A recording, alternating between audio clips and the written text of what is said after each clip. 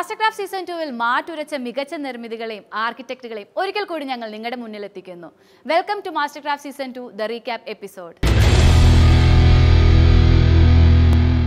സംസ്ഥാനത്തിന്റെ വിവിധ ഭാഗങ്ങളിൽ നിന്നെത്തിയ 3000-ൽ പരം എൻട്രികളാണ് മാസ്റ്റർക്രാഫ്റ്റ് സീസൺ 2-ൽ ഞങ്ങൾക്ക് ലഭിച്ചത്. വിദഗ്ധരായ ആർക്കിടെക്റ്റുകളാണ് വിജയികളെ തിരഞ്ഞെടുത്തത്. അവസാന റൗണ്ടിലെത്തിയ 23 വീടുകളാണ് മാസ്റ്റർക്രാഫ്റ്റ് സീസൺ 2-ലൂടെ ഞങ്ങൾ നിങ്ങൾക്കായി അവതരിപ്പിച്ചത്.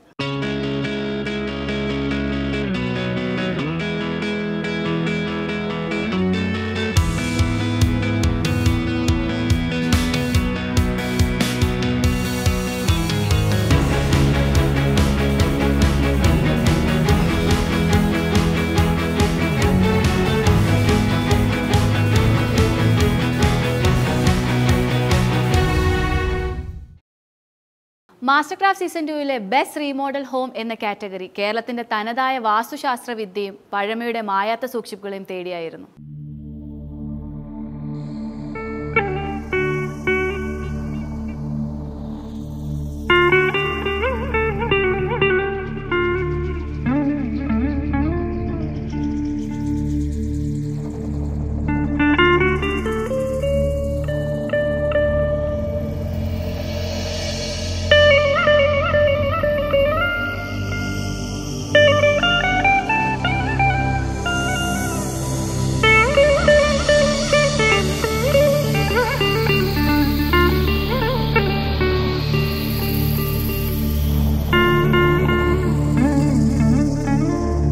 എറണാകുളം ജില്ലയിലെ ഉദയംപേരൂരുള്ള കോട്ടൂർ തറവാടാണ് മാസ്റ്റർക്രാഫ്റ്റ് സീസൺ 2-ന്റെ റീമോഡൽ ഹോം എന്ന കാറ്റഗറിയിൽ 1-ാം സ്ഥാനത്തെത്തിയത്.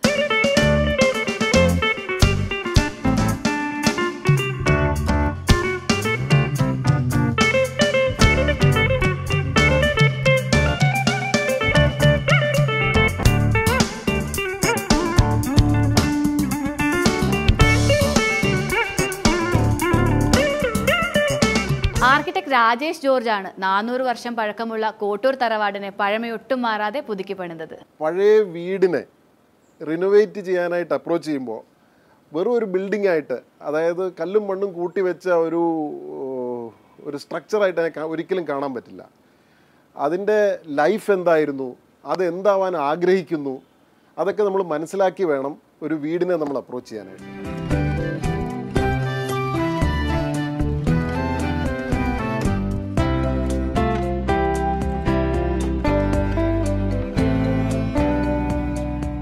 വീടിൻ്റെ structure it's A Marvel of carpentry. അന്നത്തെ ആശാരിമാർക്കുണ്ടായിരുന്ന കരവിരുത് മുഴുവനായിട്ട് ഇതിനകത്ത് പ്രകടമാണ്. ഏതൊരു വീട്ടിലേക്കും പ്രവേശിക്കുന്നത് ഒരു എക്സ്പീരിയൻസ് ആണ്. ഈ വീടിന് അങ്ങനെ ഒരു എക്സ്പീരിയൻസ് ഉണ്ടായിരുന്നു. പണിത സമയത്ത് കിഴക്ക് വശത്തെ പടിപ്പുരയിലൂടെ കടന്ന് കിഴക്കേ അങ്കണത്തിൽ വന്ന് എന്നിട്ടാണ് പെരയിലേക്ക് നമ്മൾ പ്രവേശിക്കുന്നത്. ഞങ്ങളിവിടെ വരുമ്പോൾ അതായിരുന്നു സ്ഥിതി. അപ്പോൾ പടിഞ്ഞാറ് വശത്ത് ഒരു എൻട്രി ഉണ്ടാക്കിയെടുക്കുക എന്നുള്ളതിന് ഞങ്ങൾ വളരെയേറെ ഇമ്പോർട്ടൻസ് കൊടുത്തു. ഒരു പ്ലാൻഡ് സീക്വൻസ് ഓഫ് എൻട്രി. നമ്മളൊരു നടപ്പന്തലിൽ വരുന്നു, ആ നടപ്പന്തലിൽ നിന്ന് ഒരു ട്രാൻസിഷൻ സ്പേസിലേക്ക് കടക്കുന്നു. അത് ഒരു പ്ലാൻഡ് സീക്വൻസ് ഓഫ് എൻട്രി ആക്കി പുതിയതായ ഒരു എൻട്രി തന്നെ ഞങ്ങൾ ഈ വീടിന് ഉണ്ടാക്കി കൊടുത്തു.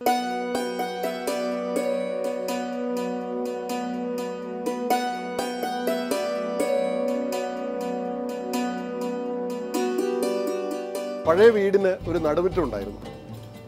കാലകാലങ്ങളിലുള്ള പല ഏച്ചുകൂട്ടലിലൂടെ ആ നടുമുറ്റം ഏകദേശം ഇല്ലാതായ ഒരു രീതിയിലായിരുന്നു ഞങ്ങൾ അതിനെ കണ്ടെത്തിയപ്പോൾ. ആ നടുമുറ്റത്തിനെ ഞങ്ങൾ തിരിച്ചു കൊണ്ടുവരിക മാത്രമല്ല ചെയ്തത്, അതിന് പ്രസക്തി ഉണ്ടാക്കി കൊടുത്തു. അതിനെ അഭിസംബോധന ചെയ്യുന്നതാക്കി തീർത്തു.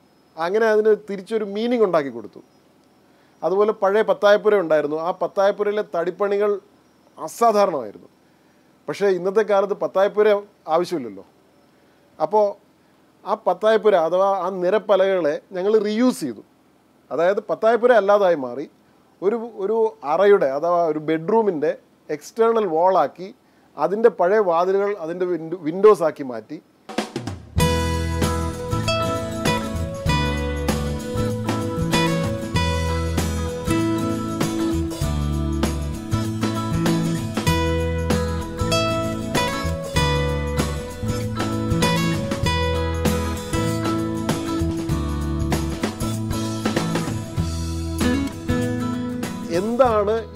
വീടിൻ്റെ ഇന്നത്തെ ആവശ്യം.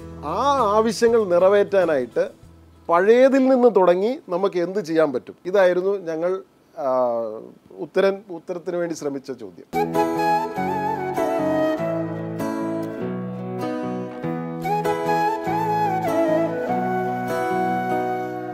ഈ വീടിനെ ഞങ്ങൾ പ്രോജക്റ്റായി സ്വീകരിക്കുമ്പോൾ ഞങ്ങളോട് തന്നെ ചോദിച്ച ആദ്യത്തെ ചോദ്യം, ഇതിൽ സൂക്ഷിക്കാൻ യോഗ്യമായത് എന്തൊക്കെ?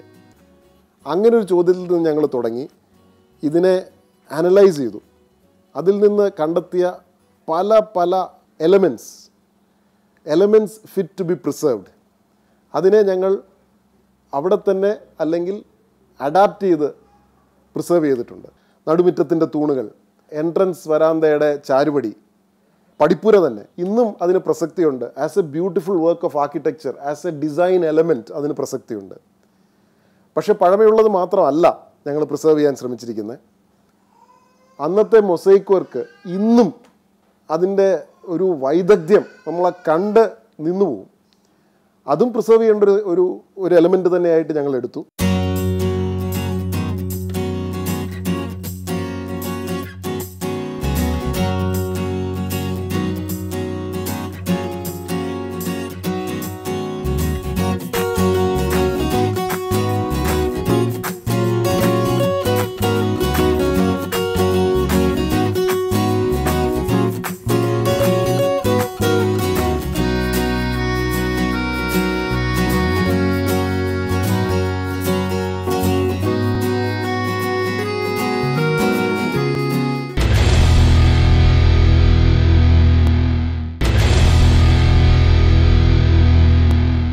പുതിയ കാലത്തെ ആവശ്യങ്ങൾക്കനുസരിച്ച് സൗകര്യപ്പെടുത്തിയാണ് കോട്ടൂർ തറവാടിൻ്റെ ഇപ്പോഴത്തെ രൂപമാറ്റം.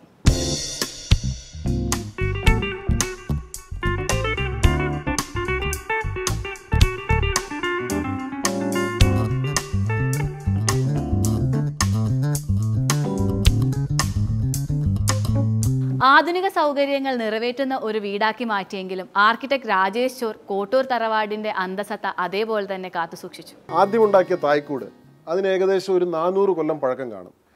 അത് നമ്മൾ ആ കൺസ്ട്രക്ഷൻ ടെക്നീക്ക്, അന്നത്തെ വുഡ് വർക്കിംഗ് രീതികൾ ഇതൊക്കെ വെച്ച് പഠിച്ചു നോക്കുമ്പോൾ ആ തായ്ക്കൂടാണ് ഇതിൻ്റെ ഏറ്റവും പഴയത്.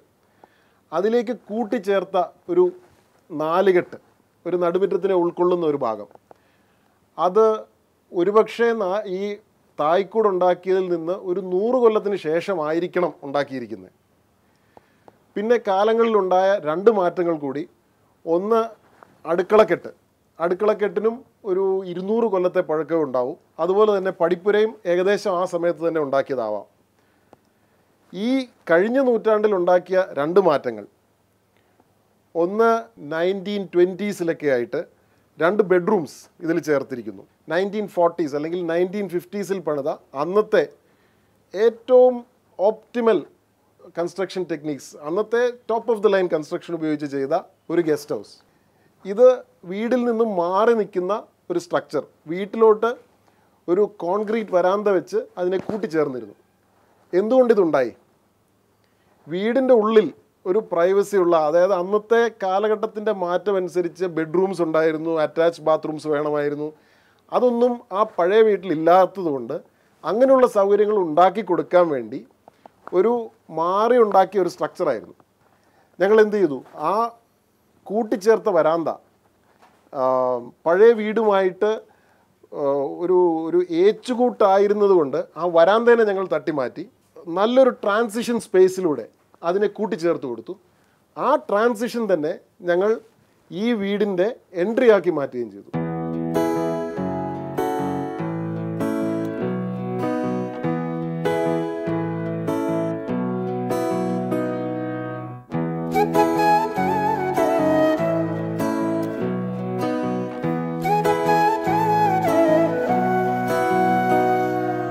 ഓരോ വാതിലും തുറക്കുമ്പോൾ അകത്തുള്ളവർ അറിയണം വാതിൽ തുറക്കപ്പെടുന്നു. അതിനായിട്ട് അറിഞ്ഞുകൊണ്ട് ചെയ്തു വെക്കുന്നതാണിത്. അതുപോലെ തന്നെ ഇതിൻ്റെ വാതിലുകളിലുള്ള ചിത്രത്താഴുകൾ, മണിച്ചിത്രത്താഴ് എന്നുള്ള വാക്ക് നിങ്ങളെല്ലാം കേട്ടിട്ടുണ്ടാവും. എന്തുകൊണ്ടാണ് ഇതിനെ മണിച്ചിത്രത്താഴ് എന്ന് വിളിക്കുന്നത്? ചിത്രപ്പൂട്ടെന്ന് വിളിച്ചാൽ മതിയല്ലോ, കാണാൻ ഭംഗിയുള്ളൊരു പൂട്ട്, ചിത്രപ്പൂട്ട്. ഇതിൽ താക്കോലിട്ട് തിരിക്കുമ്പോൾ ഓരോ തിരിക്കും മണിശബ്ദം കേൾക്കും. അതായത് ഒരു പൂട്ട് തുറക്കപ്പെടുന്നു എന്ന് വീട്ടിലുള്ളവർ അറിയണം. അതിനാണ് മണിച്ചിത്രത്താഴ് നമ്മൾ ഉണ്ടാക്കുന്നത്. അങ്ങനെ എവിടെയൊക്കെ ഞങ്ങൾ കണ്ടെത്തിയോ അതിനെയൊക്കെ ഞങ്ങൾ അഡാപ്റ്റ് ചെയ്ത് റീയൂസ് ചെയ്യാൻ ശ്രമിച്ചിട്ടുണ്ട്.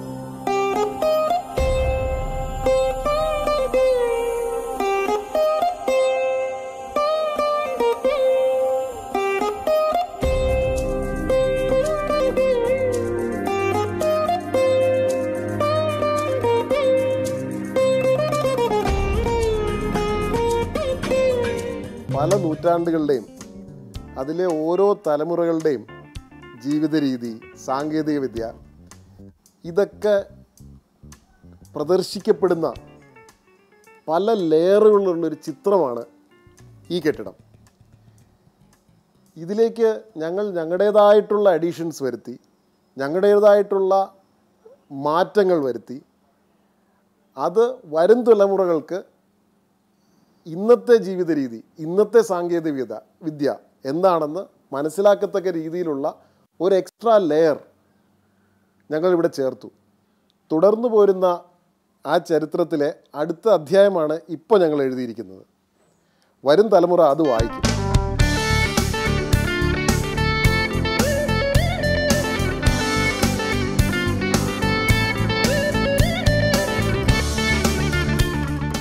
ബെസ്റ്റ് റീമോഡൽ ഹോം എന്ന കാറ്റഗറിയിൽ അടുത്തത് മലപ്പുറം ജില്ലയിലെ പരപ്പനങ്ങാടിക്കടുത്തുള്ള ഷിഫ മൻസിലാണ്.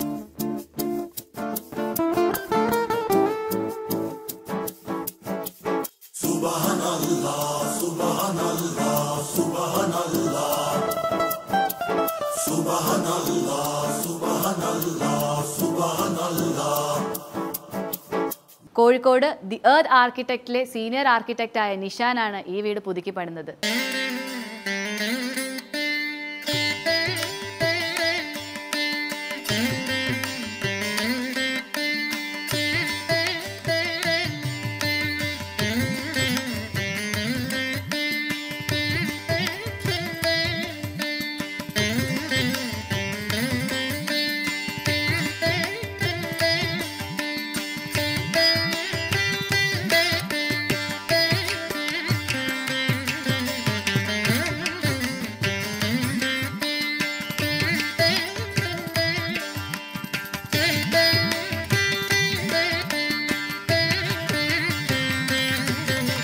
ഏകദേശം 100 വർഷത്തോളം പഴക്കമുള്ള ഒരു പഴയ തറവാട് വീട് റിനോവേറ്റ് ചെയ്യാൻ വേണ്ടിയിട്ടാണ് നമ്മളിവിടെ വരുന്നത്. ഈ വീട് ഏകദേശം 3 ഏക്കർ സ്ഥലത്താണ്, ഒരു 3 ഏക്കറോളം വരുന്ന സ്ഥലത്താണ് ഈ വീട് നിൽക്കുന്നത്. 4000-ഓളം സ്ക്വയർ ഫീറ്റ് ഉണ്ടായിരുന്നു ഈ വീടിന്. നമ്മൾ ഈ വീടിൻ്റെ ഒരു ചെറിയ ഭാഗങ്ങൾ കംപ്ലീറ്റ്ലി ഒരു കുറച്ച് പൊളിഞ്ഞ സ്ഥിതിയിലായിരുന്നു. അപ്പോൾ നമ്മുടെ ഡോക്ടറിൻ്റെ റിക്വയർമെൻ്റ് എന്ന് പറഞ്ഞാൽ കുറച്ചൊരു മോഡേൺ ആയിട്ടുള്ള കണ്ടംപററി ആയിട്ടുള്ള കുറേ സാധനങ്ങളും നമ്മൾ പഴയതുമായിട്ട് പഴയ ചെറിയ റൂമുകളൊക്കെ ആയിരുന്നു ഇതിലുണ്ടായിരുന്നത്. അപ്പോൾ നമ്മളിതിൻ്റെ ഒരു റിനോവേഷൻ എന്നുള്ള രീതിയിൽ നമ്മളിതിനെ ഇതിൻ്റെ ആദ്യമായിട്ട് ചെയ്തത് ഇതിൻ്റെ മുഖം കിഴക്കോട്ടായിരുന്നു. നമ്മളിപ്പോഴത്തെ റോഡ് വരുന്നത് നമ്മുടെ പടിഞ്ഞാറോട്ടായതുകൊണ്ട് തന്നെ നമ്മളിതിൻ്റെ മുഖം മാറ്റുക എന്നുള്ളതായിരുന്നു ആദ്യത്തെ നമ്മുടെ ഒരു പണി. ഇതിൻ്റെ മുഖം ആ പഴമ നിലനിർത്തിക്കൊണ്ട് തന്നെ നമ്മുടെ പുതിയൊരു വരാന്തയും ഒരു പൂമുഖവും എക്സ്ട്രാ ആഡ് ചെയ്യുകയും ഇതിൻ്റെ തള്ളപ്പുര എന്ന് പറഞ്ഞാൽ ഈ കാണുന്ന ആ 3 നിലയിലുള്ള അതിലാണ് നമ്മുടെ ഇപ്പോൾ ഉള്ള ആ തള്ളപ്പുര നിൽക്കുന്നത്. ഇതിൻ്റെ എക്സ്റ്റൻഷനായിട്ടുള്ള ഭാഗങ്ങൾ കംപ്ലീറ്റ്ലി നമ്മൾ മാറ്റുകയാണ് ചെയ്തത്. അവിടെയാണ് നമ്മൾ പുതിയതായിട്ടുള്ള എക്സ്ട്രാ റിക്വയർമെൻറ്റ് വന്നത് കംപ്ലീറ്റ്ലി നമ്മൾ ആഡ് ചെയ്തത് അവിടെയാണ്. അതുകൊണ്ട് തന്നെ നമ്മൾ ആ പഴയ സാധനങ്ങൾ പഴയതായിട്ട് നിലനിർത്തുകയും പുതിയ സാധനങ്ങളിൽ കുറച്ചും കൂടിയും നമ്മൾ ഒരു കണ്ടംപററി ആയിട്ടുള്ള റിക്വയർമെൻറ്റ്സ് കംപ്ലീറ്റ്ലി ആഡ് ചെയ്യുകയാണ് ചെയ്തിട്ടുള്ളത്.